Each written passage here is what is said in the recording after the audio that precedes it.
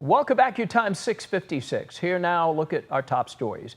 Hawaii downgrades tsunami warnings, lifting evacuation orders across the state while leaving a tsunami advisory in place. Officials say residents are now returning to their homes. All eyes on Crescent City's harbor still. Officials saying the largest waves began hitting the north coast town overnight. About 3 a.m., they're expected to continue for about 30 hours, 3 to 5 foot waves. That's what the National Weather Service is saying. At 8 a.m., officials in Crescent City will provide a live press conference. We'll cover that. Crescent City often hit hardest by tsunamis.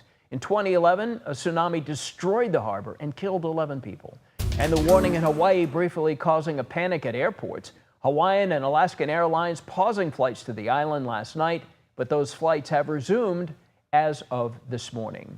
Join us following this newscast on ABC 10 Plus. We'll continue to bring you the latest news along with more weather and traffic updates. Again, 7 to 8 a.m. and we will continue to follow the situation in Crescent City.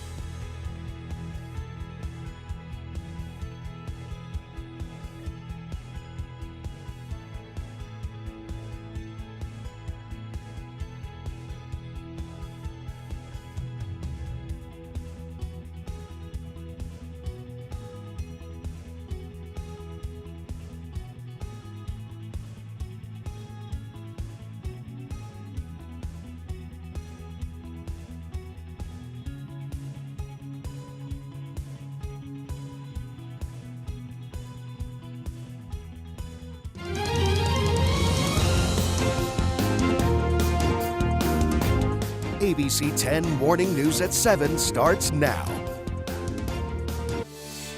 All right, we start your morning here on ABC 10 Plus. Two coastal California cities, both monitoring tsunami threats this morning. Crescent City officials up all night along the north coast tracking tsunami waves. In the Bay Area, thousands told to stay away from the ocean and seek higher ground just in case.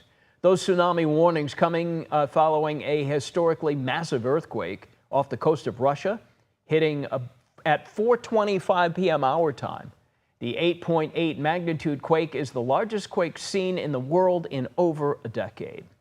Let's take it now to ABC 10 contributor 15. Maribel Gonzalez, live in Manhattan Beach with how it's going right now to the moment.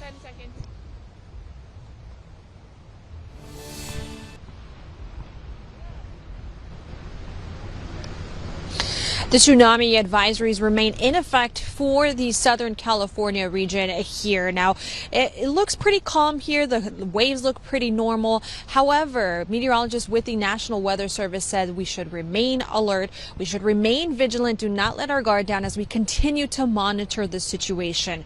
Parts of Northern California are still under tsunami warning. Certain areas there saw waves from 3 to 4 feet tall. And here in Southern California, those tsunami waves came in right after 1 a.m. and those got up to 6 feet in certain areas.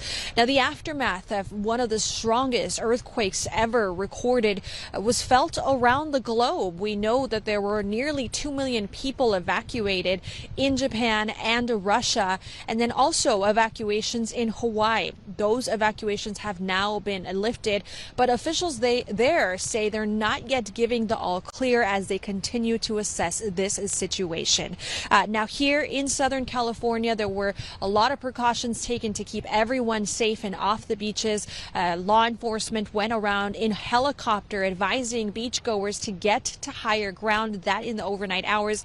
And then also the pier that you see behind us, the Manhattan Beach Pier, was closed during those overnight hours as a safety precaution. Now, officials say we're still not in the clear. We're going to remain alert as the aftermath of this earthquake can be felt during the next several hours. Reporting live in Manhattan Beach, I'm Maribel Gonzalez. Maribel Gonzalez on the coast. Maribel, thank you. A lot of concern going on. Let's take it over to Rob with more on what's happening here. Again, it hits Russia, 8.8 quake, which is unbelievable. This was at 4:25 our time. And then it didn't take long because obviously, right, Rob, with a quake that size, that's in a coastal area, you know there's going to be high tsunami concerns. Oh, absolutely. And there's very little time. A tsunami wave, the energy moves through the ocean column of water at right around 500 miles per hour. So the immediate impact of both the earthquake and the resulting tsunami, this is going to cause a lot of damage anyway. Then you can get some very serious rises in the sea level that just inundate usually coastal areas. Big bays and harbors as well are the most affected. So that was the immediate concern. But then all this energy just starts to propagate out. Just imagine throwing a stone into a puddle, right?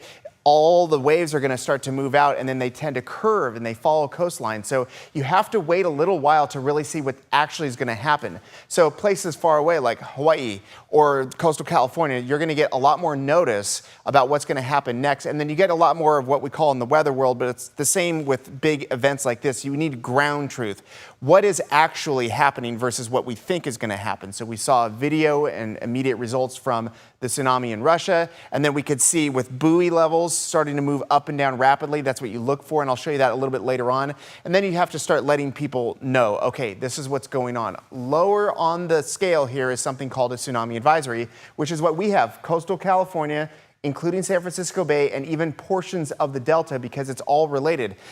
We get tides that move up and down even in the deltas, so the water is all connected. So even something like a tsunami, which you may think there's no way it's going to get in here, the whole water column, the whole ocean is moving at once. So even though the level of sea level rise is going to be much, much smaller, there is some low level impact related to anything connected to the ocean, including the waters near the delta. But it's, again, very low level. What's more serious is something called a tsunami warning. That's where we are expecting at least some level of damage related to tsunami, which is a rapid rise in the sea level very quickly, especially in areas that have a history of it, Crescent City. And the main reason is here, there's just a very narrow opening here to this harbor, and the water, once it moves in, it's got nowhere else to go, so it very quickly starts to rise exponentially more than it would if it was just the open ocean. So tsunami, translated from Japanese, literally means harbor wave. That's where you see your biggest impacts, and that's why Crescent City is still on notice.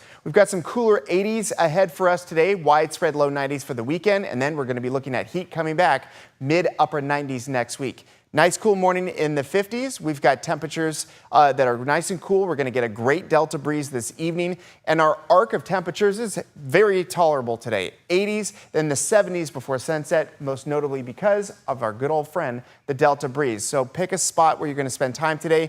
It's going to be cooler than yesterday, some more than others. If you get the delta breeze, you're looking at 80s. If you don't, you're looking at low 90s. Low 90s are here to stay starting tomorrow through the weekend. Then we're going to see temperatures rise going into next week with real potential for heat coming back. Okay, the classic backup here where 80, biz 80/50 come together, and there's construction going on there. That's backed up just before the causeway, so heads up, it is slow this morning as you would expect. Also, the Tracy commute is slow. Only extra thing is right here, right around Salida Ripon area. We've got a crash on 99. Just a little bit extra slow backup early this morning. Back to you. Okay, Rob, thank you. Giving you a live look right now over San Francisco Harbor. The Bay Area, one of the most populated areas to see those tsunami warnings and advisories. So far, there have been no reports of any significant waves in that area. All right, let's go to Russia, a coastal town bordering the Pacific Ocean. One of the first places to be hit by tsunami waves, sweeping boats from their moorings and flooding the port. Some injuries reported in the region as a result. And this morning, all eyes on Crescent City's harbor. Officials saying the largest waves began hitting the north coast town overnight about 3 a.m. Those waves expected, as Rob mentioned, to continue for about 30 hours. 3 to 5 foot waves, according to the National Weather Association. Not the first time Northern California has seen tsunami waves. In March of 2011, an earthquake originating in Japan sent waves across the Pacific. Video of Santa Cruz Harbor following that quake. That tsunami caused approximately $20 million in damage to the harbor. Also left devastating impacts on Crescent City, killing 11 people and flooding over 20 blocks of the town. Let's take you now to Waikiki Beach on the island of Oahu. Hawaii missing the worst-case scenario in this tsunami situation. Reports of waves less than 5 feet tall reaching shore. Overnight, evacuations for residents were downgraded along with the tsunami warning. ABC 10's Candace Red is at Sacramento International Airport right now to see if there has been an impact to travelers with everything happening between here and Russia. Candace. Well, good morning to you. As you know, we've been coming to you live all morning here at the Sacramento International Airport. The good news is no cancellations, no delays to Hawaii. Giving you a live look right behind me. As you can see, people here at the check-in counter. Again, this is at the Hawaiian and Alaska Airlines. Keep in mind that this was a completely different story several hours ago. Both Hawaiian and Alaska Airlines temporarily paused flights to Hawaii yesterday as a safety precaution. That's because a massive magnitude 8.8 earthquake hit near Russia, sparking tsunami warnings and evacuations in Hawaii and parts of Alaska. Now, Hawaii's most famous beaches evacuated. Lifeguards even told families to leave immediately. Hotels on the island also told guests to move to higher floors. This morning, we spoke with people right here at the Sacramento International Airport traveling to Hawaii for summer vacation. Initially, I was concerned, but as time rolled on, it went from a warning to an advisory, so I put that aside. I have a friend that lives there, so I saw his postings, sent him a message, and, well, no concerns at all anymore. Well, both Hawaiian and Alaska Airlines said it's monitoring the situation. As for travelers impacted, the airlines are offering a travel waiver and the option for people to change or cancel their flight.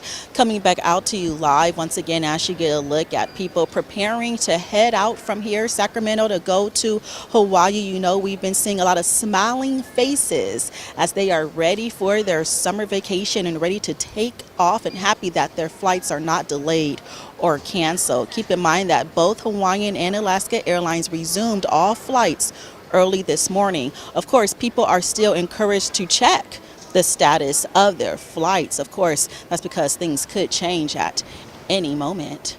For now, live at the Sacramento International Airport, Candace Red, ABC 10. Yeah, big smiles because it's good to go now. I'm sure there's been a lot of concern over the last 18 hours or so. Candace Red at the airport. Good news for travelers. Thank you. The Sacramento City Council has approved a ban on homeless camping outside City Hall. A vote of 6-3 means people are no longer allowed to sit or sleep anywhere on the property unless they're using a city bench or chair. The new guidelines reverse a policy passed 6 years ago, allowing overnight sleeping on the grounds between 9 p.m. and 6 a.m.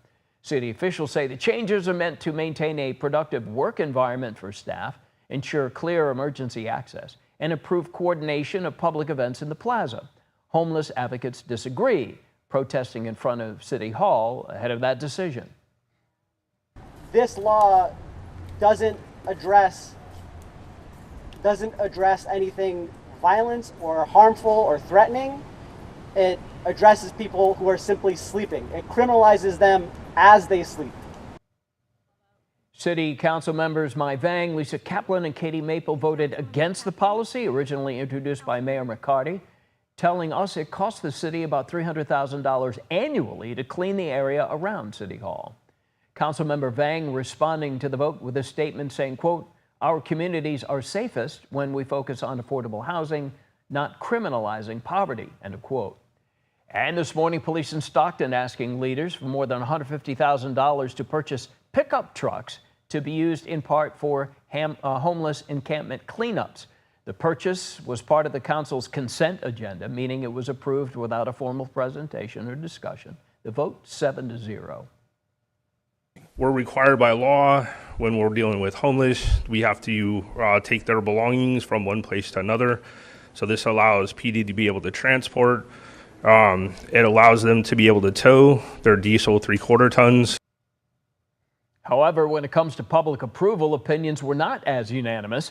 The owner of one of several organizations helping the dozens of people displaced during a cleanup at a 14-year encampment last week says some of the displaced are still on the streets, something her group is trying to change, but with no city funding.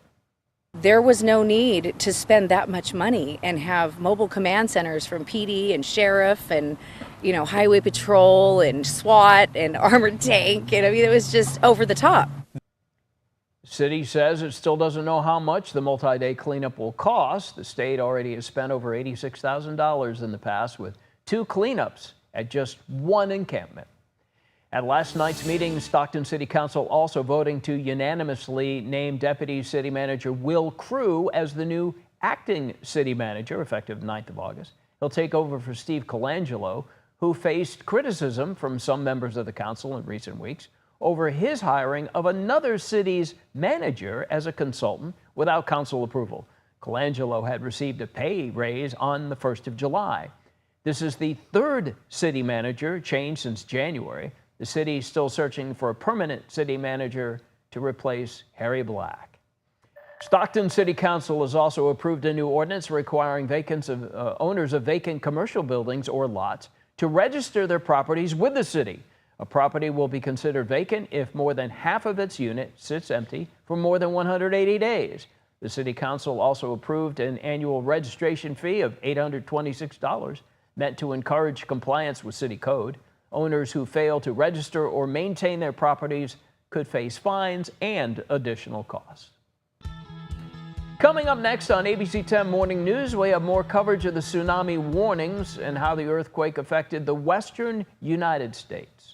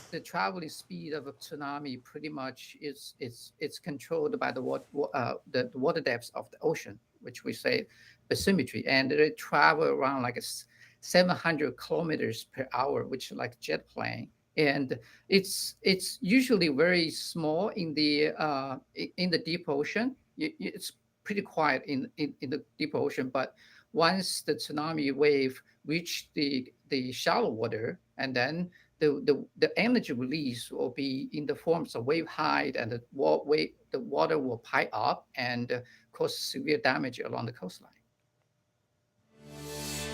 Yeah, it's amazing how quickly it can move, but at least we have some time frame. Now, there's very little time or warning directly connected to where the earthquake happened, which is off the Kamchatka Peninsula right here in Russia.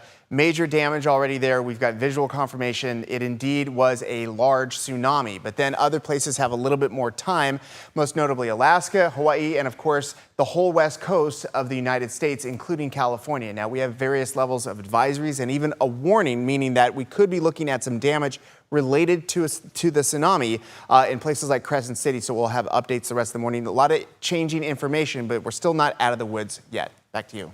Okay, Rob, thank you for that. We will keep everyone posted here as we stream our newscast. And we continue to track the tsunami and its effects here on the streaming app. The 8.8 quake has made its way to the west coast. It happened overnight. ABC's Nicole D'Antonio with details with the warning. This morning, one of the largest earthquakes on record has millions along the Pacific dealing with the effects of a tsunami. A massive magnitude 8.8 earthquake struck off the coast of Russia Tuesday, triggering tsunami warnings and evacuations in more than 20 countries. Russia, the first to feel the effects. This video circulating online shows the waves rushing into a coastal city, carrying buildings away. In Hawaii, officials say the worst has passed. The National Oceanic and Atmospheric Administration lowered its original tsunami warning to an advisory. The biggest wave recorded off the coast of Hawaii was 5.7 feet above sea level. And on the west coast, a tsunami warning also issued for the California coast. From Cape Mendocino north to the Oregon border put the entire west coast on alert overnight. Attention please, attention please. Tsunami alert is issued now. And in Japan, millions of people told to evacuate. Some people even seen moving to the top of tall buildings. It is hard to stay inside the hotel and outside. Please do not run out of the building and stay in the room. The National Weather Service warned the danger can continue for many hours after the initial wave as more arrive. Nicole D'Antonio, ABC News, Washington. All right, thank you, Nicole. Elsewhere in business, feds are expected to hold interest rates steady today, despite objections from President Trump, who says either the board should approve cuts or Fed Chair Jerome Powell should resign. Lower interest rates make it more affordable for Americans to borrow money, but economists say that can also cause inflation. Powell says that's already a concern due to tariffs. The president set to impose a host of new tariffs on Friday. He denies they cause inflation. He says tariffs generate revenue for the U.S. government and encourage domestic production. Coming up, a look at the top stories we're following to help get you out the door.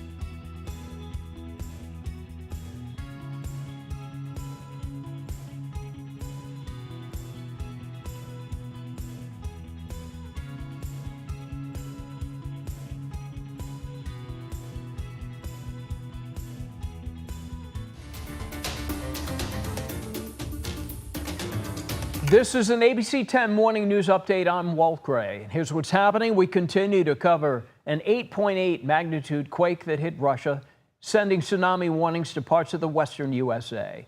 Hawaii had evacuation warnings and instruction to reach higher ground in California. All eyes still on Crescent City's harbor. Officials saying the waves began hitting the north coast town overnight about 3 a.m. They're expected to continue for 30 hours. 3 to 5 foot waves, says the National Weather Association. Effects were felt in Sacramento, with both Hawaiian and Alaskan Airlines temporarily pausing flights to Hawaii yesterday, just as a safety precaution. And we continue to cover more tsunami updates at 8 a.m. Stay on the ABC 10 Plus TV streaming app for more coverage all day. We'll be live there until 9 a.m. Much more news to come on ABC 10.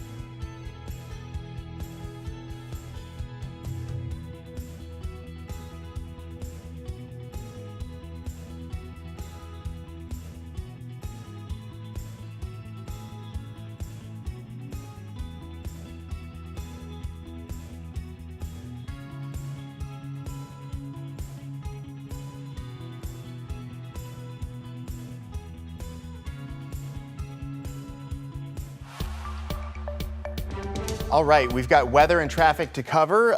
We definitely are looking at a cooler day than yesterday. It's not by a massive margin, but it's going to be very noticeable this afternoon and this evening as a strong Delta breeze is going to cool us down into the 70s before sunset.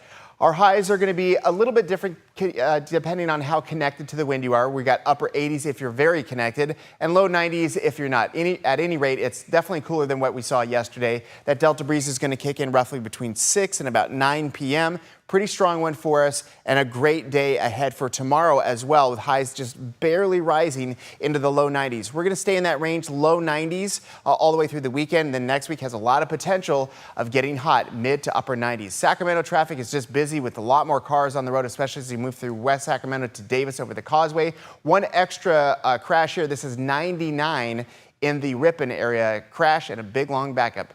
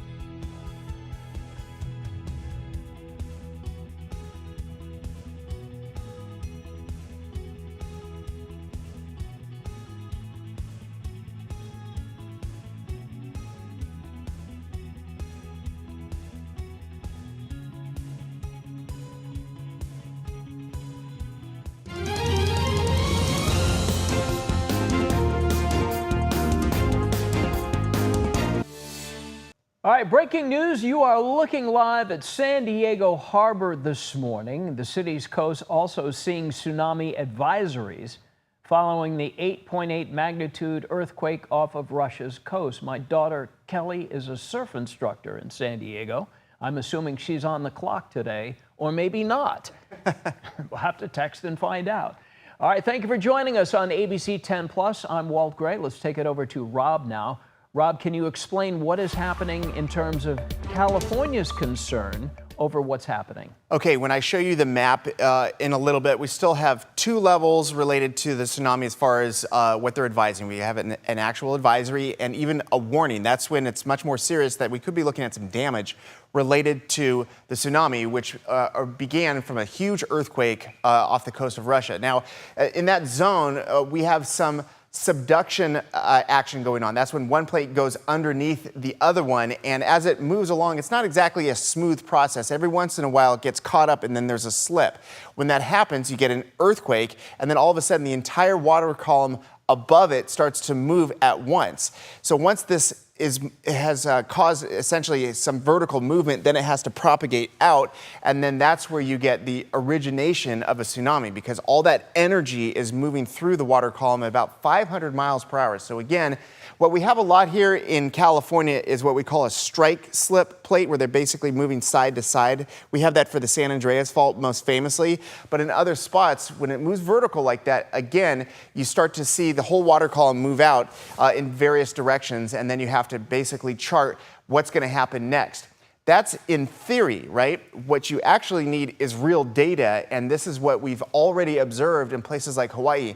Here's your typical movement of the water related to the tides, up and down. It's easy to forecast, it's very predictable. On occasion, there's waves on top of that, so it can be a little bit different. But when the entire water column is moving like this, up and down rapidly, very quickly, that tells you, oh yes, indeed, there's a tsunami that is occurring. And then, of course, you're going to have to see how that relates to the bottom of the ocean. If it's very steep in a huge change, say a reef or something like that, it can be even outsized impacts. Or if all of that water is moving inside a very small bay or inlet or a harbor, then you can really see some damage and destruction. The word tsunami literally in Japanese translates to harbor wave, because that's where they observed over many thousands of years most of the damage is in those small bays and harbors.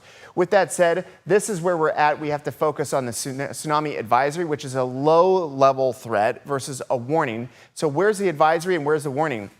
Well, we actually have it all along the California coast, including the San Francisco Bay, and also including places that can have some impact from the tides, because it's all related. This does include portions of the Delta. Now, clearly, it's not going to go all the way there. They have to draw lines on the map somewhere, but there is some tidal influence from the ocean in places like Petaluma, the Bay, obviously, and some other places connected to some ocean water. So we just have to pay attention. It's going to be very, very small change, but it is something that can be related to tsunami, the fluctuations of the ocean water. Well, something that's much more serious is a tsunami warning. They're still monitoring conditions in places like Crescent City, because it has a very small harbor that has, in the past, been very much severely affected by a tsunami. There was a big earthquake in the 60s in Alaska. A lot of damage there, sent out a huge tsunami, and the damage in California happened in Crescent City because of that small harbor. With that said, we're also focused on other things as well. We had middle of the night showers and thunderstorms, some of them pretty strong, by the way, but those are starting to wane. And also our temperatures on the rise from the 80s over the weekend to the 90s to the mid 90s. And it's still going to end up being one of the top 5 coolest Julys on record, even though we're starting to warm up just a little bit. We've got the threat for showers and thunderstorms later on this afternoon, again in the Sierra. Most of this, though, is going to occur in the middle of the day. It'll start to drop once the sun goes down. Temperatures in the 50s early this morning, different than yesterday where we started off in the 60s. We've got highs in the 80s and low 90s, very tolerable. Because of a solid Delta breeze, we're going to hit those 70s before the sun even goes down, folks. So we've got some great weather on the way for today, and just a small incremental rise in temperatures going into the weekend, highs in the low 90s. All eyes on next week as we hit the mid to upper 90s with real summer heat coming back. Okay, traffic-wise, we're seeing some bottlenecks, of course, out toward the causeway. Also, we've got a lot of volume traffic coming in 50 as it comes into town. We've got a crash and a backup there, so that's something worth monitoring. Just run-of-the-mill traffic. It happens every day about this time, and that's exactly what's happening near West Sacramento. The only thing that's different is, I would say, this crash near the Ripon area. That's Tracy volume traffic, but we've got a crash near Ripon with a big backup on 99 right now. Walt. All right, check out those drive times right there. All right, thank you, Rob. Let's get back to the breaking news and what's happening. This is Crescent City Harbor. They, through the years, have had some serious issues here.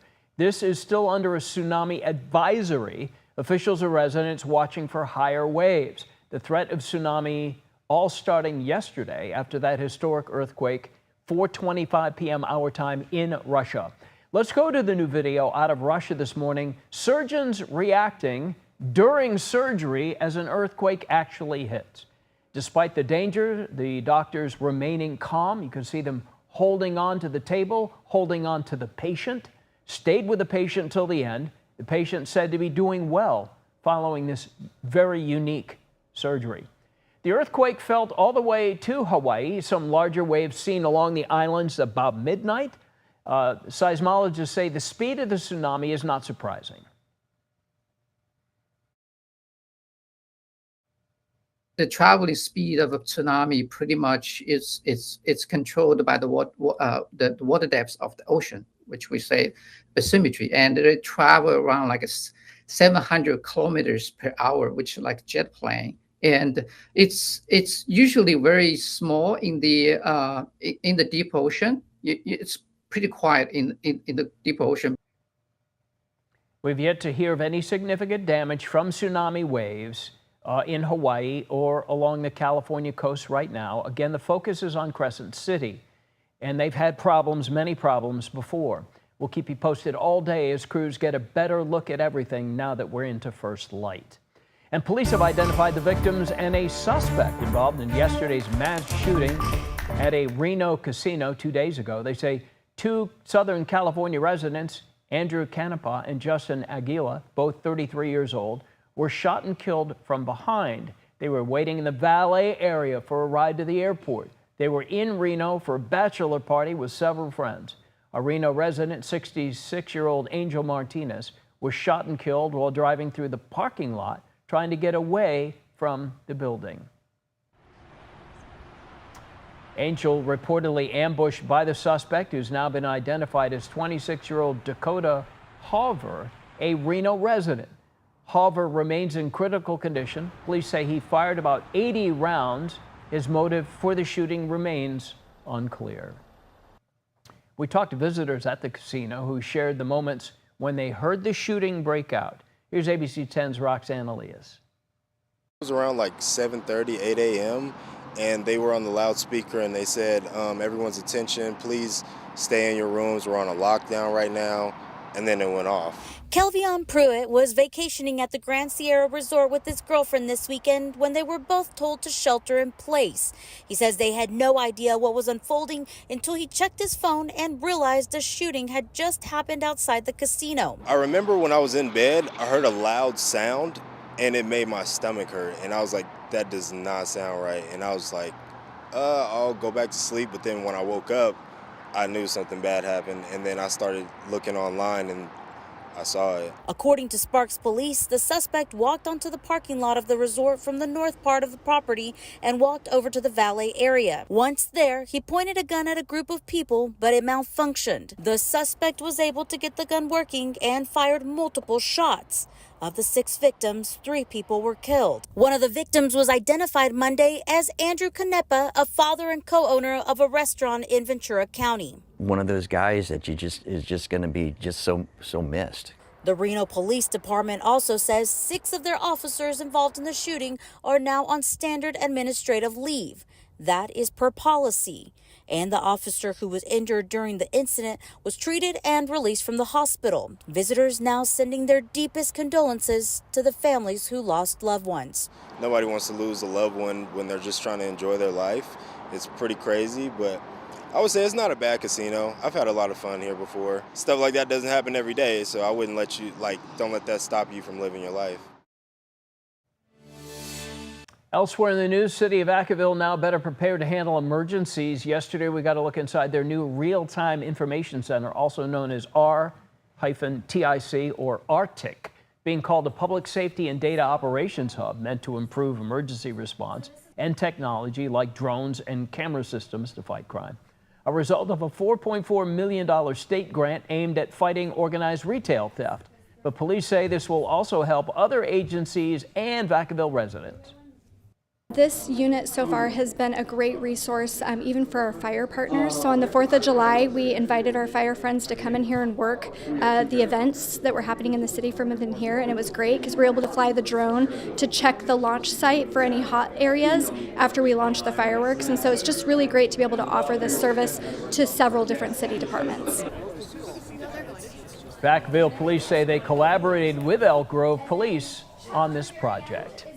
And a popular Sacramento-based restaurant chain has closed its doors after over a decade in business in and around the capital city. Chando's Tacos employees told ABC10 all the locations are closed. And we were there as customers tried to get into the restaurants, and that's what they found, locked doors. We reached out to the owner, Chando Madrigal, for comment and clarification. We're waiting to hear back. Chando's Tacos has been operating in Sacramento area with brick and mortars and food truck for 15 years. Summer break officially over for students and staff in the Lodi Unified School District, which includes parts of Stockton, returning to class yesterday morning. ABC10 was there. Students back here at Lodi High School. The district added a 7th period of classes to 3 high schools, including Bear Creek, Lodi, and Tokay. This year, the biggest change for students will be the new cell phone policy, calling on students to, quote, be present and have cell phones turned off all day, put away the entire day, including lunchtime. Lodi Unified has more than 27,000 students. They started their summer break at the end of May. Quick summer break for them.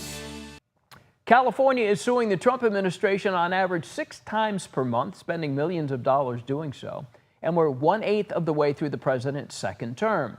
ABC10's Becca Habiger gives us a closer look at the costs, why the Attorney General says it's actually paying off.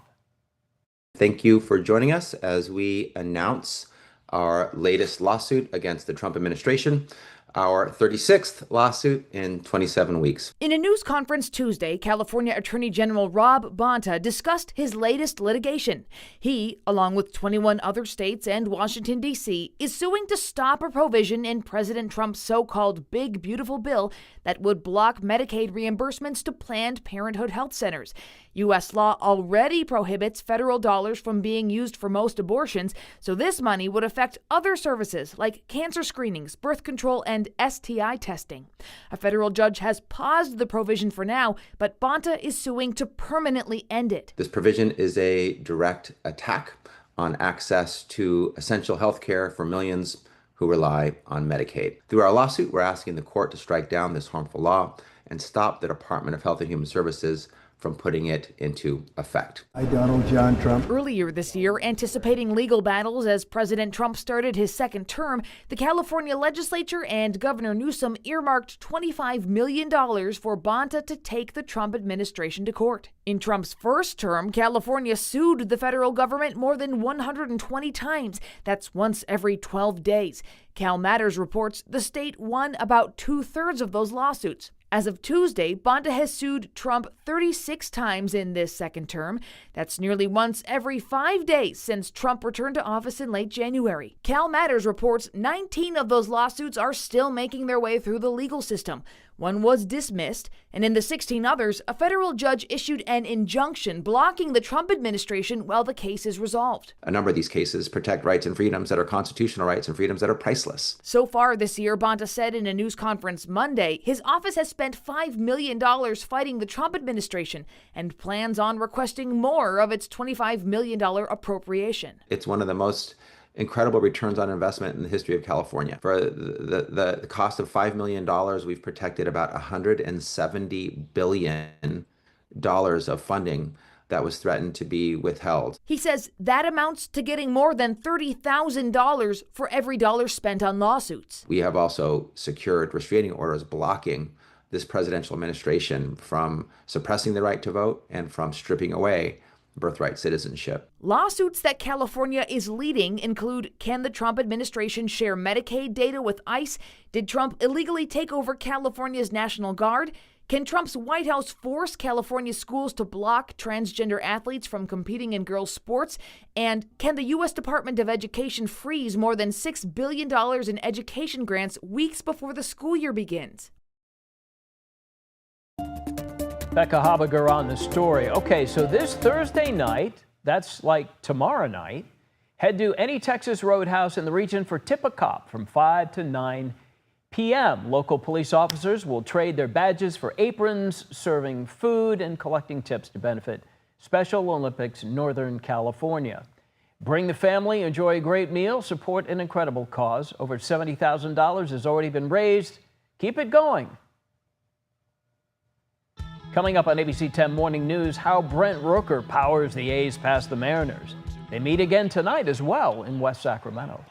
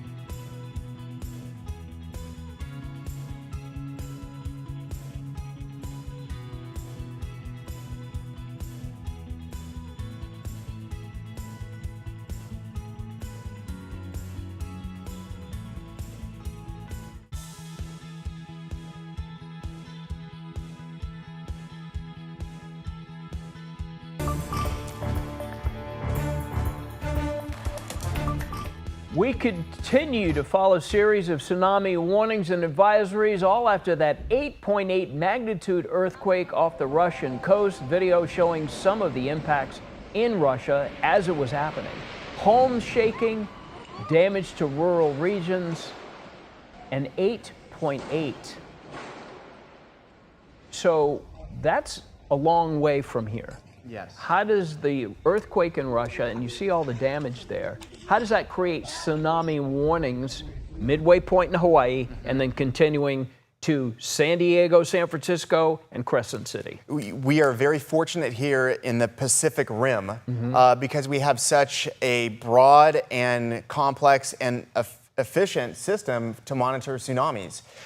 If you recall back in 2004 in Southeast Asia, where they have Indonesia and Thailand, that system was not in place. Right. And a lot of people had no idea what was going on. It's also relatively rare for something like that to happen, where it's been somewhat more common in places like Japan to have the resulting tsunami from an earthquake. So let me go ahead and show you where they most often occur on these types of interactions with the plates. If you go all the way back to elementary school, when you started to learn about the earth and the plates and how they float around, some of them scrub together side to side. We call that a strike slip plate, and we have that in California with the San Andreas Fault. Some other ones, though, like just north of us in the Oregon-Washington area, the Cascadia zone is a subduction plate. That's where one plate is going underneath the other one.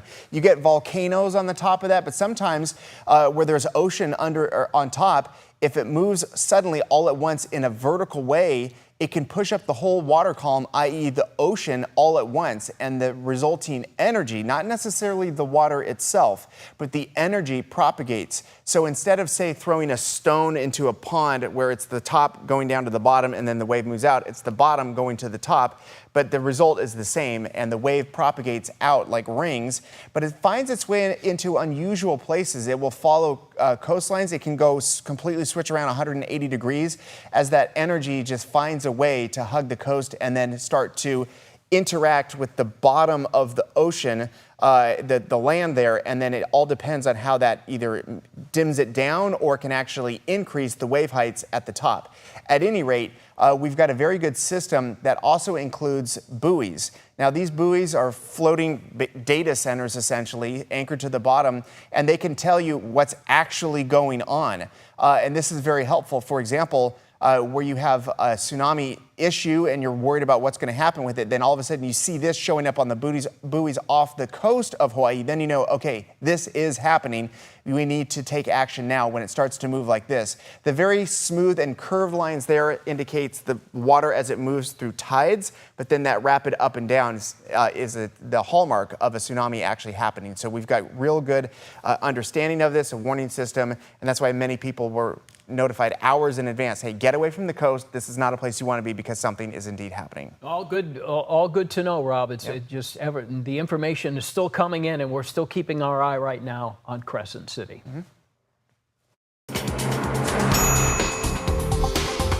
Time now for dollars and cents and a new look this morning at the health of the economy. The Commerce Department due to put out its advance report on gross domestic product for the second quarter. Experts think it could show a rebound, with the economy growing at a 2.4% rate. But some economists say the numbers will still be skewed by the uncertainty around tariffs. The president's tariffs so far have not led to higher prices for cars. But Kelley Blue Book says they're probably coming down the road. Experts there say car makers have likely been absorbing the tariffs, but could increase prices by $2,000 to $4,000 in a few months. Consumer products giant Procter & Gamble is also warning about higher prices from tariffs. The company now says it'll have to raise prices on about a quarter of its products. It says tariffs could drive up its cost by about $1 billion. And get ready to say goodbye to mobile-only Starbucks. The coffee company says it'll ditch the pickup-only locations next year as part of a larger overhaul. The CEO, Brian Niccol, also says that prices may have to go up.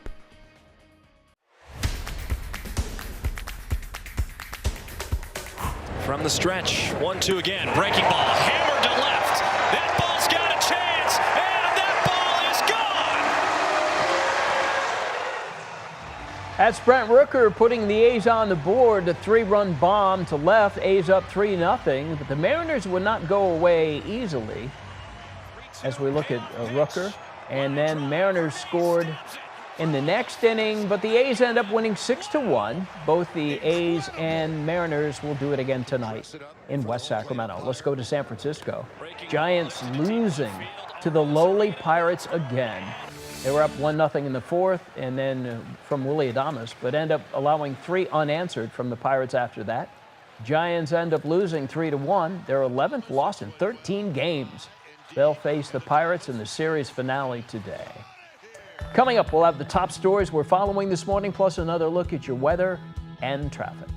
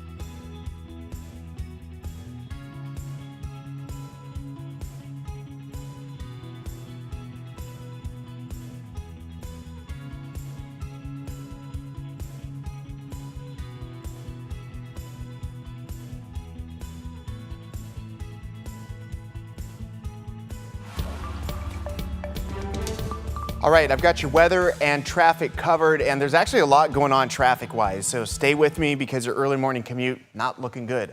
Okay, as far as the weather goes, yesterday was a warm one. We hit the mid-90s, a little bit above average, and a break from the abnormally and awesome July weather that we've seen pretty much the whole month. Now we're starting to cool down, but it's only for one day. We're nearly done with July, and it's going to end on a nice note with temperatures in the 80s and also low 90s. We saw some overnight showers and thunderstorms in the Sierra, and those should fire back up a little bit later on this afternoon. So we're not quite out of the woods there yet. The other thing that we're paying attention to is the evening wind. We've got a nice delta breeze on track for tonight. It's going to show up between 5 and 9 p.m. 5 for Fairfield, Vacaville, maybe 6 or so for Sacramento, but it's going to be a good one getting us back into the 50s early tomorrow morning. Now, our temperatures remain, I would say, for the most part, nice and comfortable until the late afternoon when it feels a bit warm, upper 80s, low 90s. That's going to be the case through this upcoming weekend. And we just can't keep living like this forever.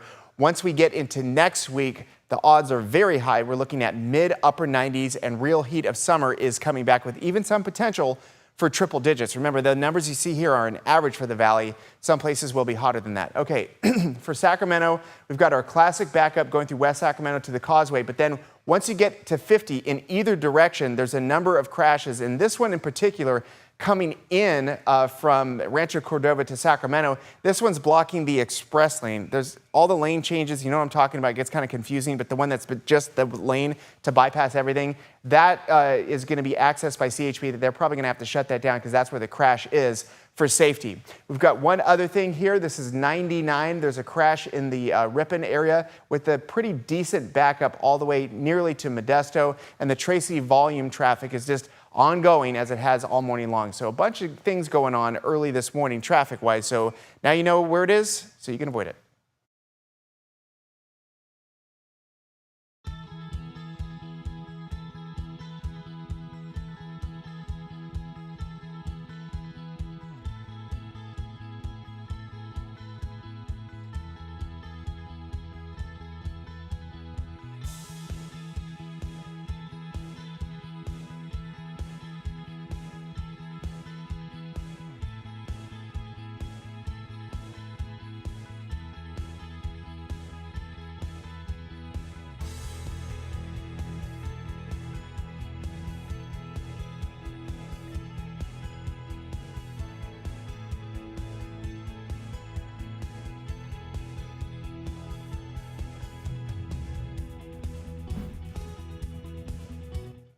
All right, we are back up, and good to be here with you. We do have something coming up in 1 minute. We're standing by. Kill IFB, please. We're standing by to get a press conference from Crescent City as we await what's going on there with, I mean, are they on a warning right now? They're still in a warning, so that's the most serious thing and language that you'll see out there right now, and it's because Crescent City specifically, it's got such a small, tiny harbor. So, you know, any amount of energy via tsunami that gets in there is going to cause a rapid rise in the sea level there. Yeah. And they just want people to avoid the area to make sure they know exactly what's going on. So hopefully we'll get an update here soon. So we're, in other words, we're not quite done with the tsunami impacts locally yet, at least in California. All right, you're looking live at downtown Sacramento. Stay tuned here on ABC 10 Plus.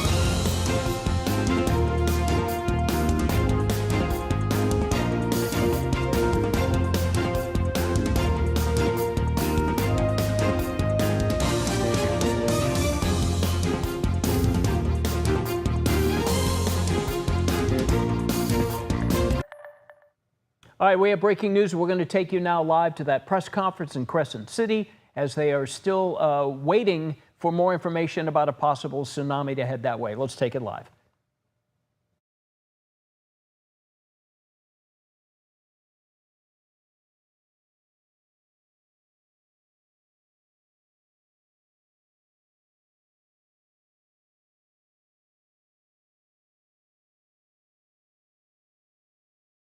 All of the work of neighbors helping neighbors last night. Assemblymember Chris Rogers, good morning to you. Let's start with the Assemblymember on the state briefing of emergency services. Assemblymember.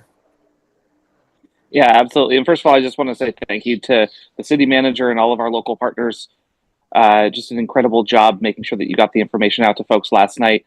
We still continue to coordinate with the Office of Emergency Services. They are on standby.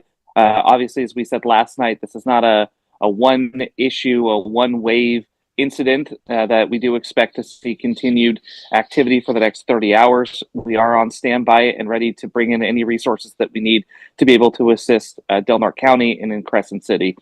With that, I'll kick it over to Neil, our county partner. Thank you, Assemblymember. Yeah, nothing new really from the county's perspective from last night's briefing. We continued to monitor the situation throughout the night, of course, with our other operational area partners. Updates were provided on the hour through Cal OES, which also included the Northwest Weather Service and USGS. Nothing significant to report from a field perspective on the county side of things from the sheriff's office or any other agencies. I did want to remind the community that the county did establish a temporary evacuation point at the 810 H Street Veteran Memorial Building. Reports this morning were that we had 11 people spend the night at the temporary evacuation point, as well as 5 others that were in their vehicles at the location. And other than that, I don't have a lot to report from the county's perspective. We'll continue to monitor the situation and join into the hourly calls provided by Cal OES and provide updates as they come to us. Thank you so much, Neil Lopez, County Administrative Officer for the County of Del Norte. We're now going to hear from Crescent City. That's Eric Weir, City Manager. Take it over, Mr. City Manager. Thank you, Senator McGuire, Assemblymember Wood, CEO Lopez. It was a long night for all of us, and just sincerely appreciate this community for doing what this community does. There was a lot of uncertainty last night. The tsunami sirens went off, and the community evacuated. That is exactly what we have to do. So, Crescent City community members, thank you guys for doing that. First responders were monitoring the situation throughout the night. And we were fortunate this time. There was significant tsunami surges. We're still dealing with those now, but it did stay within the banks of Elk Creek, basically. And that was the low-lying area. That was the area that we were most concerned about last night. So fortunately, it did reach a higher level. It reached right around 8 feet, I think, which is kind of a high king tide for us. But it didn't create any flooding. From a city standpoint, water, sewer, infrastructure is all still intact. We were very fortunate on that. City downtown is at a high enough elevation that it is open, and so you can go about your business in the downtown. Farmers market's open this Wednesday, and we're fortunate. So just thank you, citizens of Crescent City community, coming together, doing your thing like you do. That's what we have to do as these things come. So Senator, I'll kick it back to you. Thank you so much. This is your 8 a.m. morning briefing on the tsunami response on behalf of the state with Assemblymember Chris Rogers on behalf of the county, the city, of course, the Harbor District. We're now going to be turning it over to the Harbor Master. We saw peak waves of about 3.5 to 4 feet overnight, continued dangerous ocean conditions today. Let's turn it over to the Harbor Master. Harbor Master, we saw some relatively minor damage, but damage to one of the docks. Mr. Harbor Master, the floor is yours, sir. Yes, my name is Mike Rademacher, the Harbor Master, the Crescent City Harbor District, and I want to thank all of our interagency partners. As was mentioned, we didn't have any injuries, fortunately, but we did sustain some damage within the Interboat Basin at approximately 2:40 a.m. We noticed there was a surge of water several feet in height that caused the decking of H dock to lift along its pilings. So as the water levels continued to rise, the structure was unable to adjust, and the decking became lodged on the pilings and was eventually submerged and this resulted in major structural failure and complete separation of the dock. At that time, we observed some electrical arcing and sparking.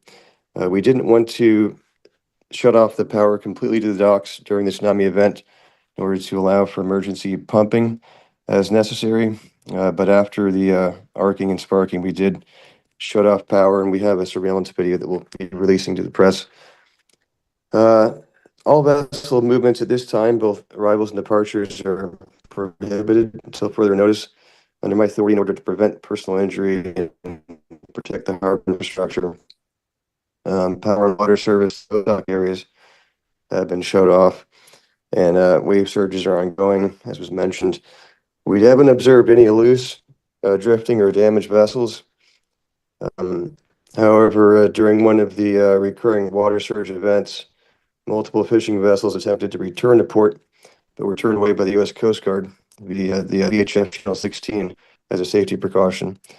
All the other docks have remained intact with the exception of H dock, which bore the brunt of the impact and absorbed most of the energy from the wave action. So many people recall that following the catastrophic tsunami in 2011, our inner boat basin was completely reconstructed to be tsunami resistant. So the current infrastructure includes 30-inch diameter steel piles that are encased in high-density polyethylene sleeves. They are driven 21 to 37 feet into the bedrock for added stability.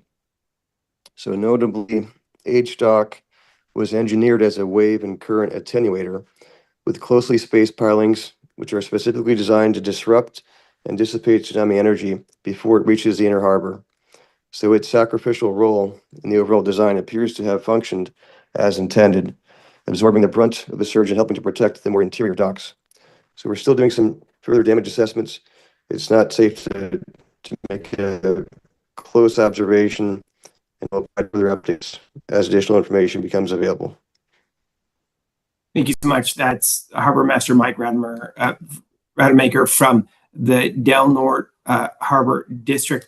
And I think, Mr. Harbor Master, before we turn it over to Matthew Kidwell from the National Weather Service, you were asking folks to be able to stay away at this time from going down to the harbor, from looking at ocean conditions due to the continued swell and dangerous conditions that exist. Is that correct, Mr. Harbor Master? Yeah, exactly. We want to keep everyone on the beaches, and especially transiting vessels, because these wave surges are unpredictable. They can cause vessels to slam into the docks, and it's a major safety concern. So yeah, use some discretion.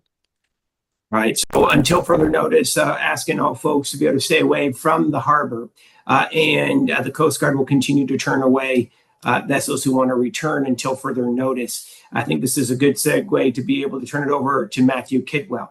Mr. Kidwell is the lead meteorologist with the National Weather Service here on the North Coast, coming to us from the Eureka Weather Center. Mr. Kidwell, let's do a recap of what we saw last night. Wave activity peaked at about 3.5, 4 feet. Let's talk about the next 24 hours as well. Mr. Kidwell, what can Del Norte County residents expect over the next 24 hours due to the tsunami activity? Matthew Kidwell, National Weather Service, the floor is yours. All right. Well, the waves are slowly diminishing, but they're pretty stubbornly persistent in Crescent City. So most likely at some point this morning, the tsunami warning will be downgraded to an advisory. That still doesn't mean you're out of the woods. There's still going to be a lot of currents, strong currents through the day. I would expect through a lot of the day, you'll need to be especially cautious of the ocean. And even possibly into tonight, and even once the advisory drops, there could be some minor currents continuing. But overall, we're on the downward trend on the wave size, and yeah. That's great. Mr. Kidwell, let's talk a little bit about ocean and beach conditions. Based off of the turbulent, dangerous ocean activity we're seeing today, recommendation, stay away from beaches throughout the day today, Wednesday. Matthew? Yeah, I think definitely want to stay away all through the day today. extra cautious. All right. And Matthew, just sort of tagging onto that a little bit, just to give people an example of what we're seeing. We are still seeing tide fluctuations of about 3 feet from the last I saw on the tide gauges in a matter of, say, 6 to 12 minutes. So these fluctuations are pretty dramatic, and certainly it must carry high currents. And that's where beaches are just really very dangerous right now. And that's where we're asking people to stay away just for their own safety. It seems like whenever we have these events, it's also a time that we lose someone just because they're in the wrong place and they get caught off guard and then they're swept out.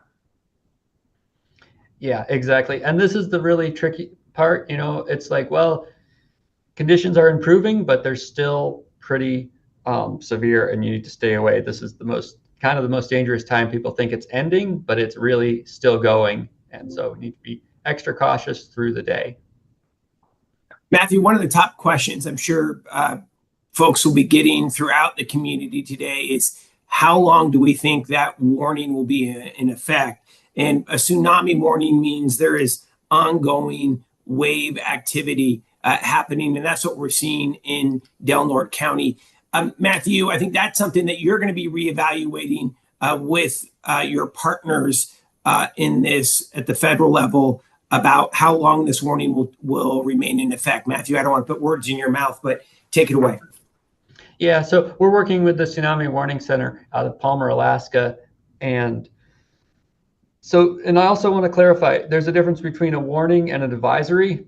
And so a warning means the waves will be around a meter or around 3 feet or larger and causing significant damage. An advisory is more on the lines of there will be strong currents in the harbor. And so when I say we might be dropping the warning down to an advisory this morning, that means that conditions are improving, but the hazard is still there. As long as there's an advisory out, there's still hazardous conditions in the bay. 100%. Yeah, and I think that goes for folks who are in Klamath as well, right? Whether you are living in Klamath, if you're living in Crescent City, you need to be able to heed these warnings. Stay away from low-lying coastal areas today. Stay away from beaches. Stay away from harbors as we are continuing to see surge from this 8.8 earthquake in far eastern Russia. That wave activity is continuing to impact California's coast, and in particular here in Crescent City. This is your 8 a.m. morning briefing and update about response to the tsunami. We're going to do one last recap here. Mr. City Manager, final words and recap on what folks should expect throughout Crescent City. Any impact for activity throughout the city today, Mr. City Manager? You know, the main thing is just be aware from the city side. Right? We're still dealing with these, and like I say, the fluctuations in tide are extreme and something you don't see on a normal basis. Does make it dangerous. So stay away from the beaches. Help our first responders out by not putting yourself in danger. That's the major ask from the city side of things. For now, the Lighthouse Cove RV Park and the pool and beachfront area are going to remain closed. We do expect those to open up later this morning. We just want to exercise an abundance of caution right now to try to keep people safe till at least we know a little bit more, and we'll be working with the National Weather Service on that. Hey, Mr. City Manager, you've been working with the police chief, the police department. There's enhanced patrols happening throughout the community right now. I'll turn it over to you. All right, we'll continue to follow ABC 10 Plus streaming from Crescent City as they're making sure people stay away from harbors and the ocean side there just in case.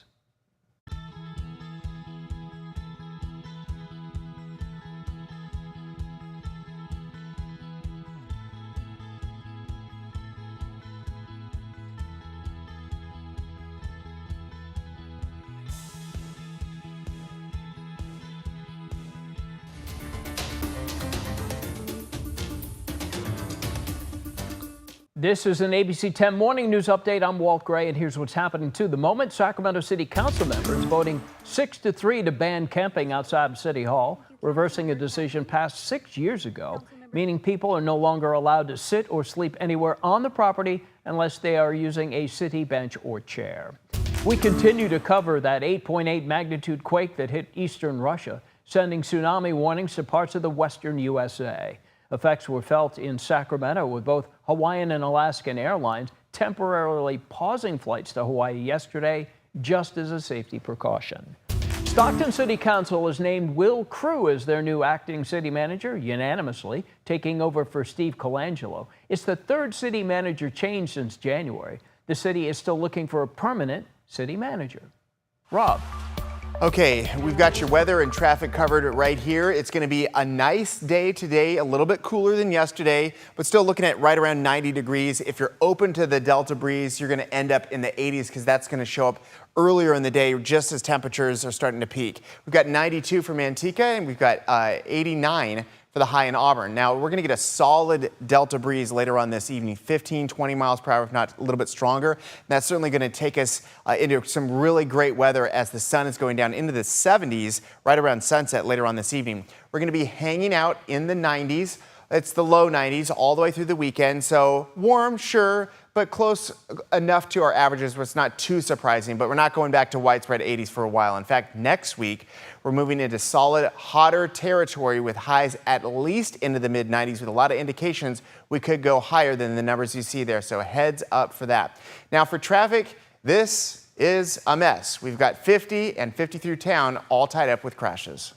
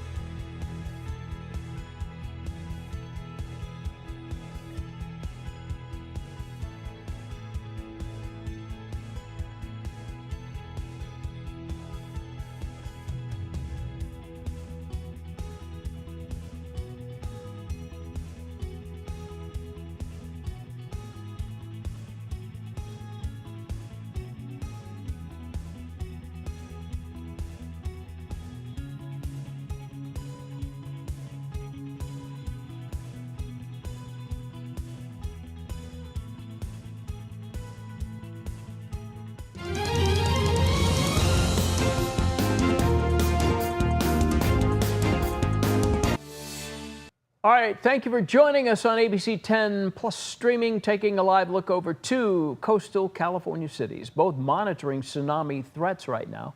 Crescent City officials up all night. We just heard from them, having a press briefing about this is still active all up on the north coast, just south of the Oregon border, tracking tsunami waves. In the Bay Area, thousands were told to stay away from the ocean and to seek higher ground. Tsunami warnings coming following a historically massive earthquake striking off the coast of eastern Russia. 8.8, the largest quake seen in the world in over a decade. Thank you for joining us on ABC 10 Plus and YouTube. I'm Walt Gray. Glad you're here. Let's take it over to Rob now with more on not only our forecast, but the situation with the subduction zone, a new term, subduction. Well, we're gonna get into the explanation here just a little bit, just because this is something that is fairly rare, although we have some recent unfortunate history with major tsunamis that occurred in 2001 and as well as 2011 and 2004 in Southeast Asia. So some of these happen when the 2 plates in the Pacific Rim, but it could be really anywhere in the world where 2 plates come together like this, one going under, one going over the top.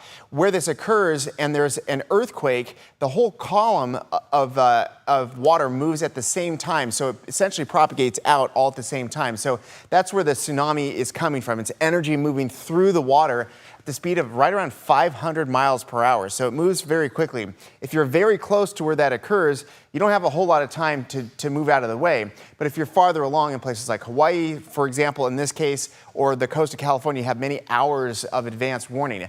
Again, just to show you, it's a vertical motion of the 2 plates coming together that creates a tsunami. And we have observed this type of behavior here from some of the buoys off Hawaii. So there's an explanation, there's a theory, and you're wondering if it's actually coming together, and this indeed did produce a tsunami in various parts across the world. Now, for our purposes here, initially there's a watch just giving everybody a heads up. We're still dealing with advisory, which is a low-level threat, and then also warning. That's why we just had the Crescent City press conference, because they are still saying at the moment they are in warning category, and they're advising people to stay away from the harbor and the beaches because they are still, at the moment, experiencing very abnormal fluctuations in the water level within the harbor. So again, we've got an advisory in our local area.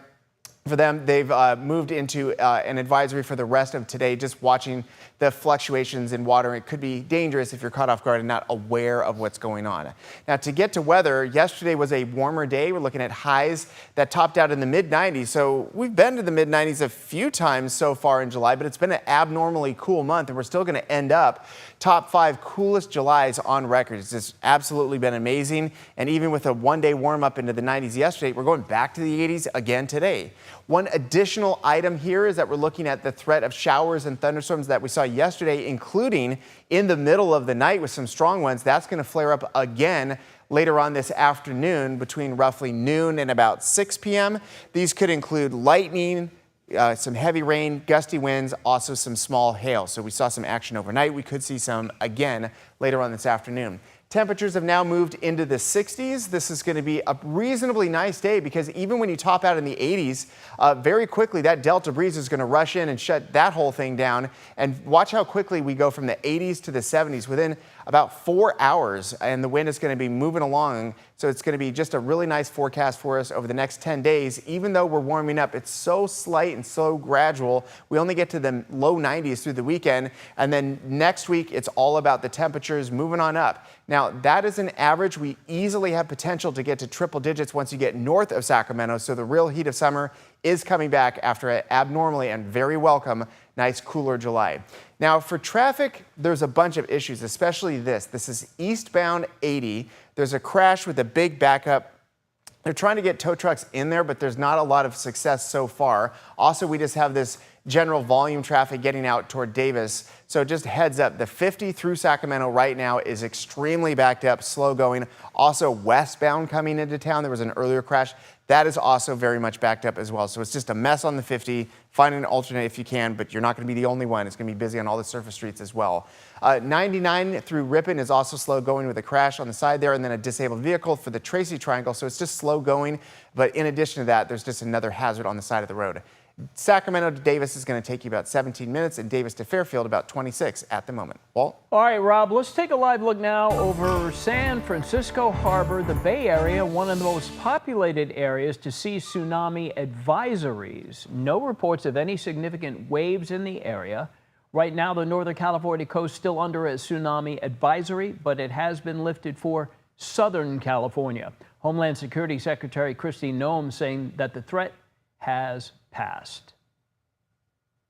And looking over Russia, this coastal town bordering the Pacific Ocean, one of the first places to get hit by the tsunami waves, sweeping boats from their moorings and flooding the port.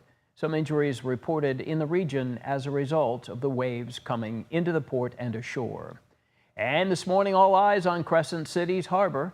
Officials saying the largest waves began hitting the north coast town overnight about 3 a.m., expected to continue for about 30 hours. Not the first time Northern California has seen tsunami waves. In March of 2011, an earthquake originating in Japan did this to the Santa Cruz harbor.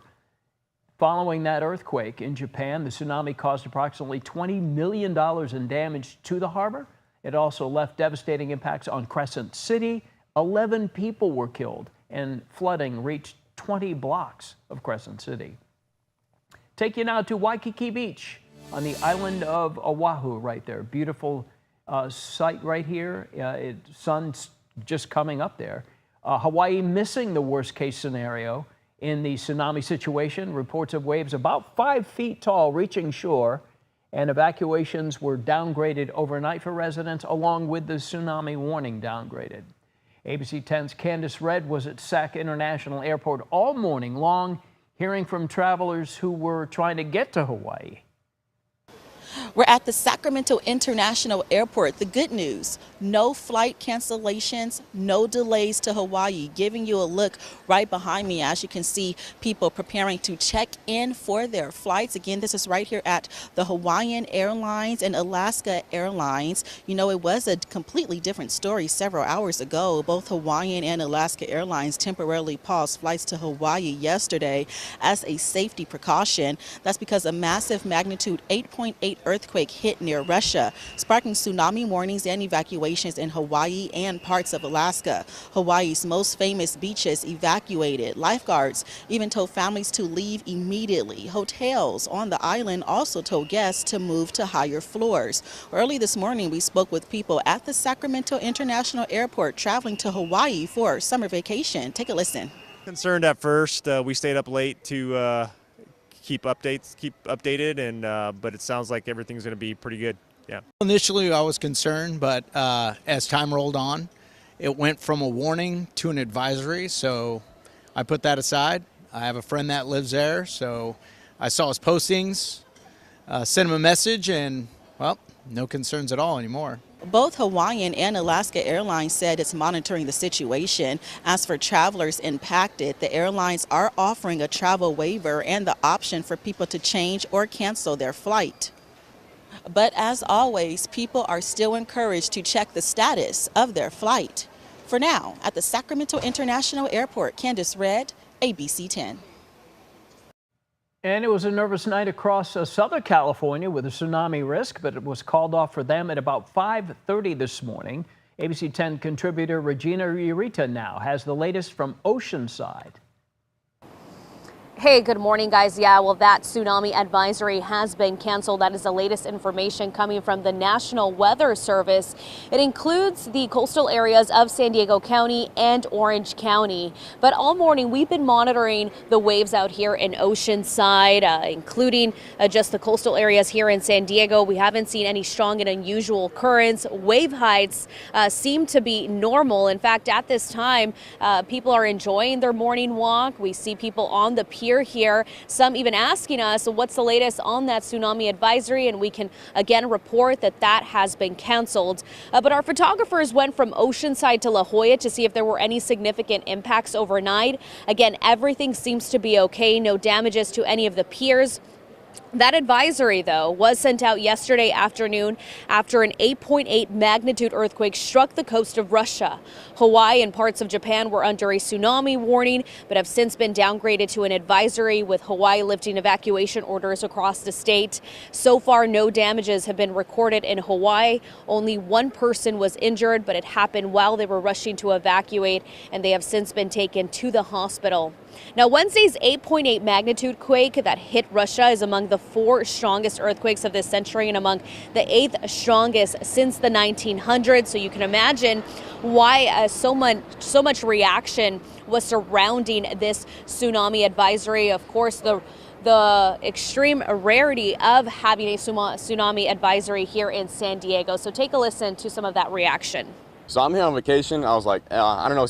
Probably not gonna happen, 50-50 chance, but I see like a lot of people talking about it, kind of getting a little worried now. I don't believe until I see it. I'm gonna be hanging out here till about 9:30, and if it's gonna hit, then I was told to just go up this road back here. Definitely to look at the news stations, go on the web and see what the recommendations were, what the advisories were. We are very far away, and it has to go a long ways, and a lot of the energy will dissipate from the wave going across the Pacific. And so you're looking at an image of the Oceanside Pier, people still walking on that pier, relieved to hear that that tsunami advisory has been canceled here in the coastal areas of San Diego County. But of course, it's always important to stay vigilant and to stay cautious. We'll keep you guys updated if any changes come to this new development. I'm Regina Urita reporting in Oceanside. All right, all good there in San Diego. Still ahead on ABC10 streaming, more coverage of the tsunami scare warnings and how the earthquake affected the western USA.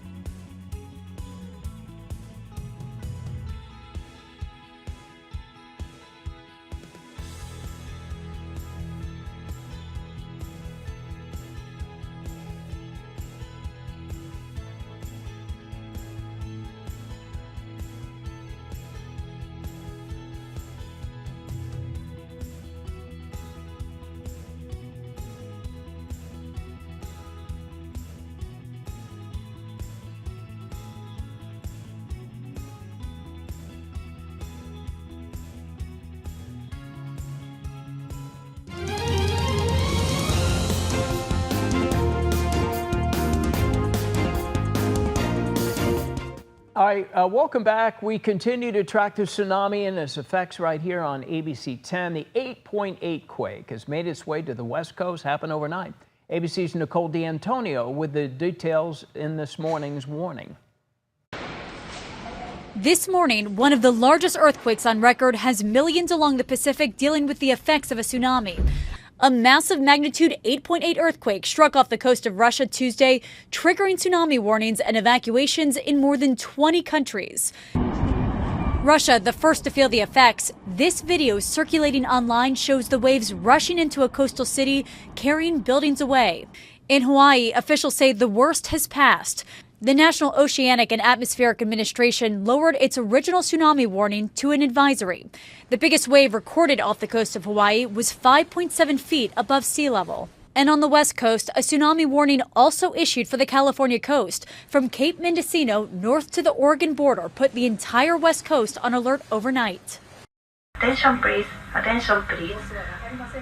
Tsunami alert is issued now. And in Japan, millions of people told to evacuate. Some people even seen moving to the top of tall buildings. It is hard to stay inside the hotel and outside. Please do not run out of the building and stay in the room. The National Weather Service warned the danger can continue for many hours after the initial wave as more arrive. Nicole D'Antonio, ABC News, Washington. The traveling speed of a tsunami pretty much is controlled by the water depths of the ocean, which we say bathymetry, and they travel around like 700 kilometers per hour, which is like jet plane. And it's usually very small in the deep ocean. It's pretty quiet in the deep ocean. All right, so obviously some damage has been observed, a lot of close calls, but anytime you're dealing with an 8.8 earthquake magnitude that size, you absolutely have to take action immediately. If you recall, the Japanese earthquake back in 2011 was just number-wise a little bit stronger, but anything past the decimal is exponentially stronger. So we saw the immediate impacts with that. The video, if you recall, from the Japanese tsunami was horrific, and thousands of people lost their lives. If you go all the way back to 2004, for the Southeast Asian tsunami, there was not an elaborate warning system at all. A lot of people were caught off guard. It was the biggest one in recent memory at that time, and a lot of people were standing on the beach wondering what the heck was going on. We have a much better system now, and you've seen a lot of this play out. Initially, after a huge earthquake like that, the whole Pacific Rim, anywhere where those ocean waves, that energy can go, is put on a tsunami watch saying, hey, stand by, something big happened, we need to watch and see what the buoy data is indicating, visual confirmation, and then it moves into various categories that start to rise in the level of threats, a tsunami advisory and a tsunami warning. Now, we've had an advisory across the entire California coast for a while now, but we did recently have a tsunami warning for a place called Crescent City. Now, Crescent City was destroyed by a tsunami back in the 60s because of its unique way that it's situated with a very small harbor, but it's open to the open ocean. So once the water gets in there, that energy, it just immediately rushes into town. You can go back and look at film, not even video, film of that online, and you can see what I'm talking about. So at the moment, various places have been pulled out of the warning, and now essentially the coast, they're just monitoring things just in case because there's big fluctuations and things are moving in an unusual way. Currents within the ocean and also within the bay are moving in and around because there's just been a lot of water displaced. So it's going to take a little while for that to calm down. If you imagine, say, in a bathtub and you still have a lot of waves, it just takes a while for everything to settle back down to equilibrium. So instead of a warning, we now have a tsunami advisory for the Crescent City area along with other spots along there. There's some other ocean harbors, by the way. They have to really build these up because it's a wild coastline there. And again, just the shape of Crescent City in this spot, there's just a lot of water that can move in here with nowhere to go and then flooding back into town. So officially, we're now into an advisory. Just everybody's on notice that the biggest threats have already passed, and we're just watching for anything left so that people are not caught off guard by unusual currents and also fluctuations in low-level sea level changes. So for the time being, we keep an eye on Crescent City. That's really the only spot of concern right now.